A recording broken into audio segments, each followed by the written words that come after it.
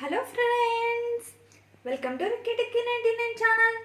Today special wow చూస్తున్నారు కదా, France టమాటా curry.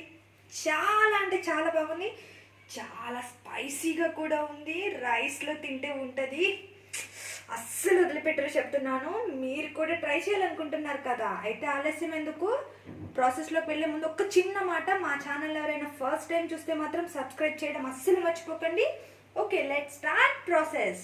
నేను ఒక పావు కేజీ రొయ్యలు తీసుకున్నాను. చూడండి, నేను ఫ్రెష్గా క్లీన్ చేసేసి ఒక 3 టైమ్స్ కడిగాను. పసుపు ఉప్పేసి కడుక్కోండి. ఇప్పుడు ఇందులో కొంచెం అల్లం వెల్లుల్లి పేస్ట్, కొంచెం పసుపు, 2 టేబుల్ స్పూన్ కారం. మీకు ఇంకా స్పైసీ కావాలంటే ఇంకో 1 టేబుల్ స్పూన్ అడిషనల్ వేసుకోవచ్చు. టేస్ట్కి సరిపడా సాల్ట్. ఇప్పుడు వీటన్నిటిని మొత్తం ఇలా మిక్స్ చేసేసుకోవాలి. ఇలా మిక్స్ చేసుకుని దీన్ని పక్కన పెట్టేసుకుని పొయ్యి మీద ఒక బాండీ పెట్టుకుని కర్రీకి సరిపడా ఆయిల్ వేసుకోండి. ఆయిల్ హీట్ ఎక్కాక సన్నగా కట్ చేసిన ఆనియన్, సన్నగా కట్ చేసిన పచ్చిమిర్చి కొంచెం వేసుకోవాలి. పచ్చిమిర్చి కూడా వేసుకొని వీటిని లైట్ డీప్ ఫ్రై చేసుకోవాలి. మీడియం ఫ్లేమ్ పెట్టుకోండి, స్టవ్ మాత్రం హై ఫ్లేమ్ అస్సలు పెట్టొద్దు. ఇందులో కొంచెం అల్లం వెల్లుల్లి పేస్ట్ వేసుకోండి. ఇందాక ఫ్రాన్స్లో కూడా మనం వేసుకున్నాం కదా, దీనిలో కొంచెం వేసుకుంటే సరిపోతుంది. ఇందులో 1 టేబుల్ స్పూన్ చూడండి, నేను గసగసాలు, జీడిపప్పు, ధనియాలు ఫ్రై చేసుకుని మిక్సీ పట్టిన పౌడర్ ఇది 1 టేబుల్ స్పూన్ వేసుకోండి. ఇది వేయడం వల్ల ఏంటంటే మనకి ఫ్రాన్స్కి గ్రేవీ వస్తుంది, చాలా టేస్ట్ వస్తుంది. దీన్ని కూడా ఇలా మిక్స్ చేసుకుందాం. 1/2 టేబుల్ స్పూన్ జీలకర్ర పౌడర్ కొంచెం వేసుకోండి. దీన్ని కూడా ఇలా మొత్తం మిక్స్ చేసేసుకొని ఇలా లైట్ డీప్ ఫ్రై అయితే చాలు ఆనియన్స్ కూడా. ఇప్పుడు ఇందులో ఫ్రాన్స్ వేసేసుకుందాం. వీటిని కూడా ఒకసారి ఇలా మిక్స్ చేసేసుకుందాం.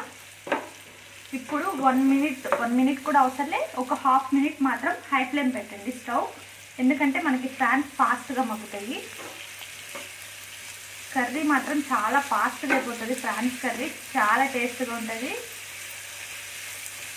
చూసారు కదా, ఫ్రాన్స్ మొత్తం మ్యాక్సిమం మగ్గిపోయినాయి.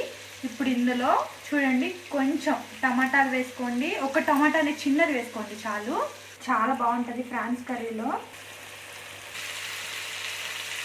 ఇప్పుడు ఇందులో నేను 1 గ్లాస్ వాటర్ వేసుకున్నాను. మీకు కావాలంటే ఇంకో 1/2 గ్లాస్ వేసుకోవచ్చు, నాకైతే 1 గ్లాస్ సరిపోతుంది. ఓకే, ఇప్పుడు హై ఫ్లేమ్ పెట్టేసుకుని స్టవ్ ఒక 10 మినిట్స్ ఉడకనివ్వాలి కర్రీని. చూస్తున్నారు కదా, చాలా బాగా ఉడుకుతుంది ఫ్రాన్స్ కర్రీ, చాలా అంటే చాలా బాగుంటుంది. ఇప్పుడు ఇందులో కొంచెం కొత్తిమీర వేసుకుందాం. ఇప్పుడు ఇలా కావాలి, ఇంతే గ్రేవీగా కావాలి అనుకునే వాళ్ళు ఇంకా స్టవ్ ఆఫ్ చేసుకోవచ్చు, ఎందుకంటే ఫ్రాన్స్ కూడా మంచిగా మగ్గిపోయినాయి. నేను కొంచెం ఉడకనిస్తాను. చూడండి, కర్రీ ప్రిపేర్ అయిపోయింది. ఇంకా నేను స్టవ్ ఆఫ్ చేసేస్తున్నా. మనం ఒక సర్వింగ్ బౌల్లో కూడా సర్వ్ చేసేసుకుంటాం. వావ్, చూసారు కదా, ఫ్రాన్స్ టమాటా కర్రీ స్పైసీగా ఉంది, చాలా అంటే చాలా బాగుంది చెప్తున్నాను. వేడి వేడి అన్నంలో తినండి. సేమ్ నేను చెప్పిన ప్రాసెస్ ట్రై చేయండి. ట్రై చేసి ఎలా ఉందో నాకు కమెంట్ చేయడం మాత్రం అస్సలు మర్చిపోకండి. Okay, bye, thank you for watching.